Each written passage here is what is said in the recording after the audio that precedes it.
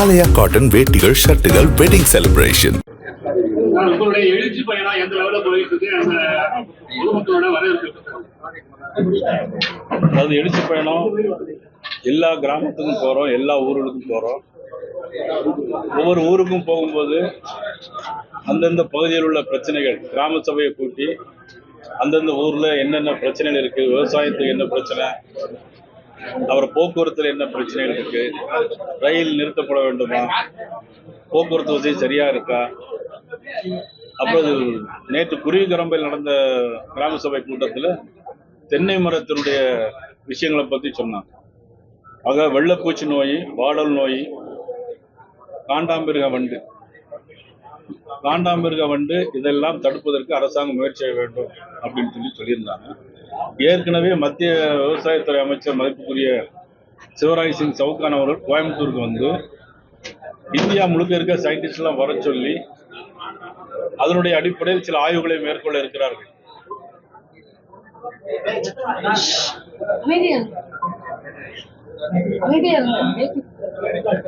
ஆனா எல்லா இடங்களிலும் மிகுந்த ஒரு வரவேற்பும் ஆரவாரமும் இருக்கிறது.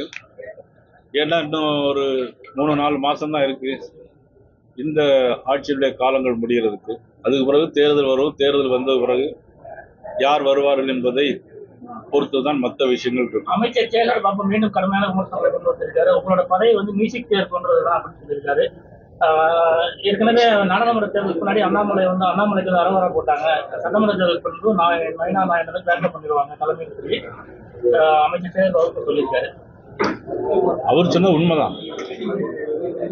மதிப்புக்குரிய சேகர் பாபு என்னுடைய நண்பர். அவர் சொன்ன உண்மை எப்படின்னா, எங்களுக்கு பிஜேபியில் 3 வருஷம் தான் எங்களுடைய பதவி. இவர் மாவட்ட தலைவர், இவர் எல்லாத்துக்கும் எனக்கும் இங்க பாருங்க, எனக்கும் சேர்த்து தான் 3 வருஷம் தான் அது.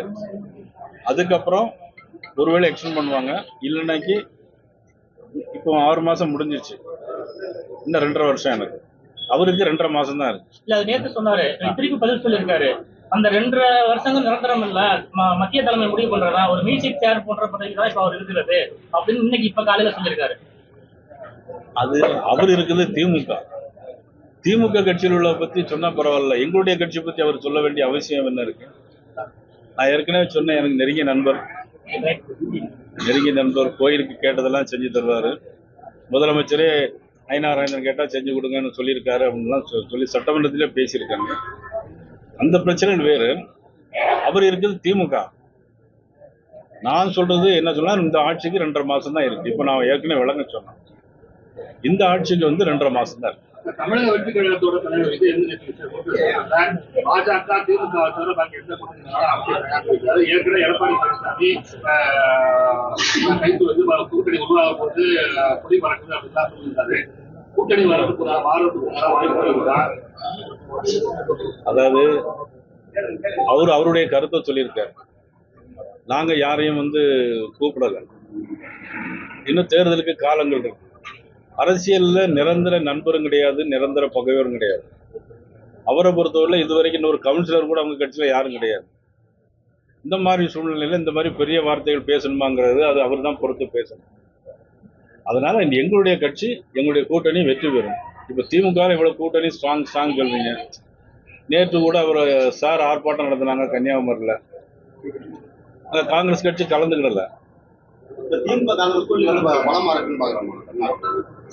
அது எப்ப தேர்தல் வந்து அது வரைக்கும் நீடிக்கணும்ல உங்களுக்கு. நேற்று வந்து ஆர்ப்பாட்டத்தில் அவங்க கலந்துக்கல காங்கிரஸ் கட்சி. அதனால கூட்டணி கட்சிகள் எல்லாமே கூட்டணி விரிசல் ஏற்பட்டு நினைக்கிறீங்களா? அவங்க கலந்துக்கலன்னா இதுக்கு அது அர்த்தம் என்னன்னு எனக்கு தெரியல. காமராஜர் படம் போடுறதுனால கலந்துக்கலன்னு சொல்லியிருக்காங்க. தாவேகா குறித்து நேற்று நீங்க பேசியிருந்தீங்க, ஒரு கவுன்சில் கூட இல்லைன்னா அவங்க 3 கவுன்சிலர் இருக்கான்னு சொல்லியிருக்காங்க. 3 இருக்காங்களா? பரவாயில்ல. புதுக்கோட்டை மாநகராட்சியில் இருக்காங்க, சுயேட்சையா போட்டியால தாவேகா இருக்காங்க. சரி ஓகே. அதுல கிடந்த அப்படிப்பட்ட கட்சியை எடப்பாடி பழனிசாமி ஏன் வந்து இவரா கூப்பிடாத ஒரு கேள்வி வருது இல்ல? நீங்க ஒரு கவுன்சிலர் கூட இல்லாத கட்சின்னு சொல்றீங்க. அதிமுக பொதுச்செயலாளர் ஏன் அந்த கட்சியை? நான் வந்து யாரையும் குறைச்சு மதிப்பிடல. ஏன் தெரியுமா, இன்னொரு பொது தேர்தல் கூட அவங்க சந்திக்கல. நான் யாரையுமே பொதுவாக நான் இப்போ இதுவரையிலும் நாகரிகமா தான் எல்லாருமே பேசிட்டு வரோம். இனிமேலும் நாகரிகமா தான் நாங்க பேசுவோம். ஆனா யாரையும் குறைச்சு மதிப்பிடவோ இல்லை. அவங்க ஒரு கவுன்சிலர் கூட ஆகல, ஒரு சட்டமன்ற தேர்தலோட இன்னும் சந்திக்கல. இந்த சூழ்நிலை எடுத்த உடனே அப்படி சொல்றாங்களேங்கிறதுனால தான் அது உங்களுடைய பார்வையில் நீங்க எப்படி வெளியேப்படுத்த போறீங்கிறது எனக்கு தெரியல. பாஜக மாநிலத்தில் வெற்றி பெற்றா அந்த பகுதியில் உள்ள திமுக நிர்வாகியோட பதவிகள் பறிக்கப்படும் சொல்லி முதலமைச்சர் சொல்லியிருக்காரு, ஸ்டாலின் சொல்லியிருக்காரு. எப்படி உங்களுக்கு பயமா? அப்படி அவர் எல்லா தொகுதியும் அது மாதிரி தான் சொல்லியிருக்காங்க. இல்ல ஒவ்வொரு தொகுதியிலுமே பத்திரிகையில பெருசுப்படுத்திருக்காங்க. ஒவ்வொரு தொகுதியிலுமே என்ன சொல்லியிருக்காங்க அப்படின்னா, ஒவ்வொரு தொகுதியிலும் பொறுப்பாளரையும் கூப்பிட்டு நீங்க உங்க தொகுதியில ஜெயிக்கல அப்படின்னா உங்க பதவியை எடுத்துருவாங்க. 234 சட்டமன்ற தொகுதிக்கும் அதை சொல்லியிருக்கிறாங்க. அதை நான் அப்படிதான் கேள்விப்பட்டேன். முறையா நடக்குது, நாடாளுமன்றம் தொடங்கியிருக்கு, முறையா நடக்குது. ஆளுங்கட்சி எஸ்ஐஆர் ஒத்துழைப்பு, ஆளுங்கட்சி அரசு அதிகாரிகள் இருக்கிறாங்க, முழுமையா ஒத்துழைப்பு கொடுத்தாங்க. அதாவது மதிப்புக்குரிய முதலமைச்சர் சொல்லும் போது என்ன சொல்லியிருக்காங்க அப்படின்னா, எல்லா அரசு அதிகாரிகளும் தேர்தல் ஆணையத்துக்கு கட்டுப்பட்டவங்க, ஆக தேர்தல் ஆணையம் என்ன சொல்லுதோ அதுதான் செய்வாங்க அப்படின்னு சொல்லியிருக்காங்க. அது தேர்தல் முடிகிற வரைக்கும் தான். தேர்தல் ஆணையம் ஒரு பொறுப்பை கொடுக்குன்னா தேர்தல் 1 மாசமோ 2 மாசமோ அந்த கோட் ஆஃப் கான்டக்ட் முடிகிற வரைக்கும் தான் தேர்தல் ஆணையத்தினுடைய கண்ட்ரோல் இருக்கும். அதுக்கு பிறகு மாநில அரசாங்கத்துடைய கண்ட்ரோல் தானே வருவாங்க. அது கூட முதலமைச்சர் புரியலையா என்ன? கரூர் சம்பவத்தை கேள்வி எழுப்பிருக்கீங்க. அதை கடந்த கோயம்புத்தூர் மாணவி கொலை வழக்கில் உண்மையான குற்றவாளிகளை கண்டுபிடிக்கிறீங்க. அது எப்படி பாருங்க? இது நல்ல கேள்வி கேட்டீங்க. ஒரு குற்றவாளியை கண்டுபிடிக்கும் போது அந்த பாதிக்கப்பட்ட நபரை முன்னால் நிப்பாட்டி அதை சம்மந்தப்பட்டவங்க சம்மந்தப்பட எல்லாரையும் வரிசையா நிப்பாட்டி பரேடு நடத்துவாங்க. இது ரொம்ப இவரா இவரா இவரா அப்படின்னு கேட்பாங்க. அப்ப இதுவரைக்கும் அவங்க கேட்க எப்படி கேட்க முடியாது. பாதிக்கப்பட்டவங்க ரொம்ப மோசமான ஒரு 3 பேர் எப்படி சுட்டாங்க? எப்படி 3 பேரை ஒரே நேரத்தில் எப்படி டக்குன்னு காலில் 3 பேர் கரெக்டா 3 பேரை மட்டும் சுட்டாங்களா? ஒரு 5 பேரை சுட்டுருக்கலாம், அதில் 2 பேரை மாற்றிருக்கலாம். ஒருத்தரை சுட்டு ஏன் 3 பேரை மட்டும் சுட்டாங்க?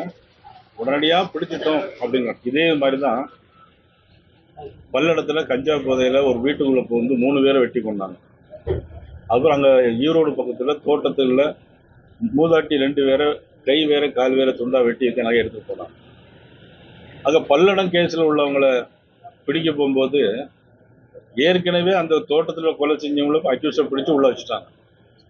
பல்லடம் கேஸ் அக்யூஸை பிடிக்க போகும்போது அவங்க என்ன அந்த அக்யூஸ் என்ன சொல்றாங்கன்னா, நாங்க தான் அந்த கொலையை செஞ்சாங்க.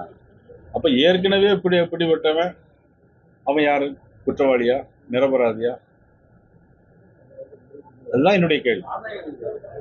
இதுதான் காவல்துறை. நம்ம தொடர்ந்து சொல்லிட்டு இருந்தோம். அதுக்கான முயற்சியிலும் எடுத்தோம். ஆனா அது வெற்றி பெறல. தற்போது மீண்டும் அந்த அதிமுக இது தொடர்ந்து போயிட்டு இருக்காரு சார். ஏன்னா ஏற்கனவே அண்ணாமலை இவர ஓபிஎஸ் நம்ம நிலைப்பாடு.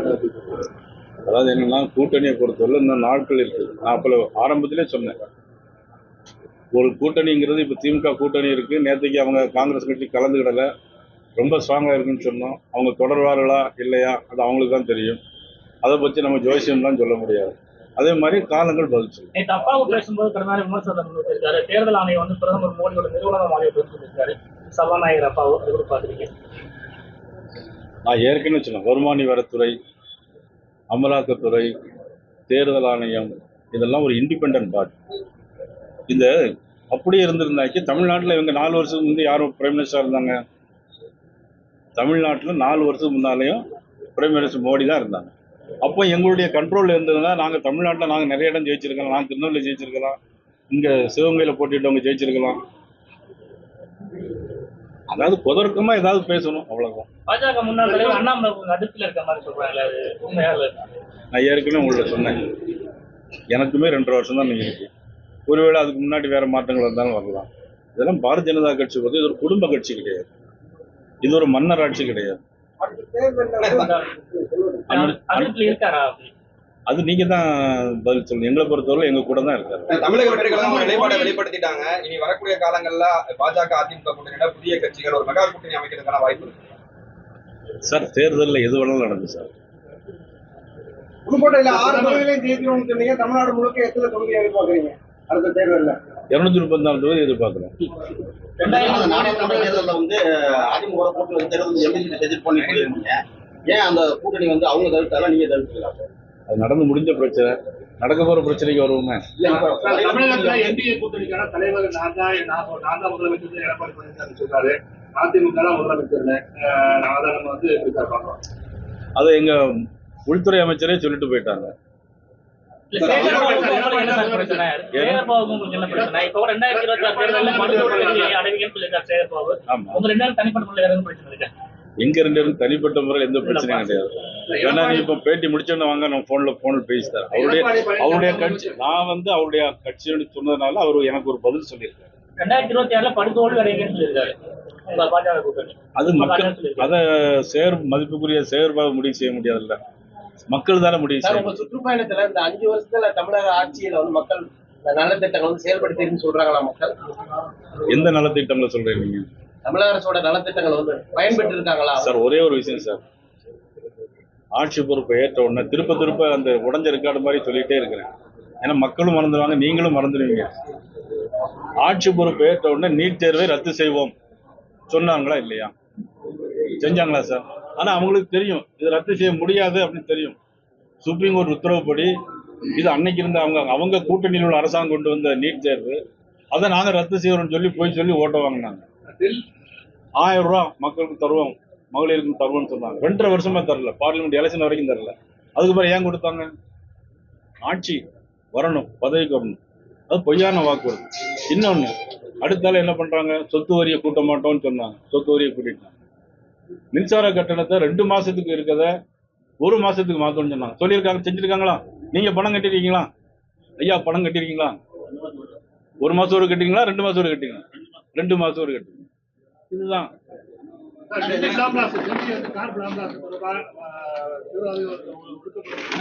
டெல்லியிலே நடந்தது. பல்வேறு பிரச்சனைகள் ராகுல் காந்தி, கார்கே எல்லாருமே வந்து மோடி நேற்று கூட எங்களுடைய மாநில செயலர் அமர் பிரசாத் ரெட்டி அவர் வீட்டுல பாத்தீங்கன்னா அவருக்கும் ஃபார்ம் டாஸ் த்ரெட் வந்துருக்கு. அவங்க வீட்டுல வந்து உறுதுல எழுதி போட்டு போயிருக்காங்க. அது பிறகு நீங்க அதையும் விசாரிச்சுட்டு இருக்கீங்க. உங்க வீட்டுக்கு எங்க வீட்டுல இரவு 11 மணிக்கு மரும 2 பேர் வந்து போட்டோ எடுத்துட்டு போயிருக்காங்க நேற்று இரவு. அத தமிழக காவல்துறை தான் விசாரிச்சு நடவடிக்கை. அமித்ஷா வந்து அதிமுக ஒன்றிணைய பெரும் முயற்சி எடுத்தாரு, டிடிவி தினகரன் சொல்லியிருந்தாரு. அது வந்து முயற்சி பலன் கொடுக்குற, ஏன்னா பிளவுபட்டுட்டே தான் போயிட்டு இருக்கு அதிமுக. அதை எப்படி பாக்குறேன்? அமித்ஷாவோட திட்டம் வந்து கை கொடுக்கலாம். அதிமுக பிளவுபடவே இல்லை. ஏற்கனவே பொதுச் செயலாளர் நமது அண்ணன் எடப்பாடி அவருடைய தலைமையில் இருக்க அதிமுக அப்படியே தான். செங்கோட்டையன் வெளியே வந்திருக்காரு, கொங்கு சைடு அவர் வந்து அதிமுக உடஞ்சு பிளவாகவே மதிப்புக்குரிய செங்கோட்டையன் வெளியே போய் உங்களை நம்பி வந்த ஓபிஎஸ் நீங்க கைவிட்டுட்டீங்கன்னு சொல்லி வருத்தப்படுறாங்கல்ல. நாங்க பாஜக நம்பி தான் போனோம், இன்னைக்கு கைவிட்டாங்க மாதிரி சொல்றாங்கல்ல. அவங்களா தானே வெளியே போனாங்க. அவங்களை மீண்டும் இணைப்பதற்கான வாய்ப்பு இருக்கா? இந்திய கூட்டணிக்குள்ள கொண்டு வரதுக்கான வாய்ப்பு இருக்குங்களா? அது காலம் தான் பதில் சொல்லும்.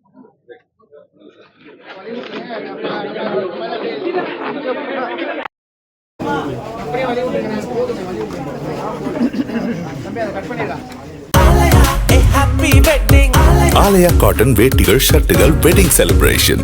பிளே ஸ்டோர் மற்றும் ஆப் ஸ்டோரில் இருந்து பாலிமர் செயலியை QR கோடு மூலம் பதிவிறக்கம் செய்யுங்கள். செய்திகளை உடனுக்குடன் பெறுங்கள்.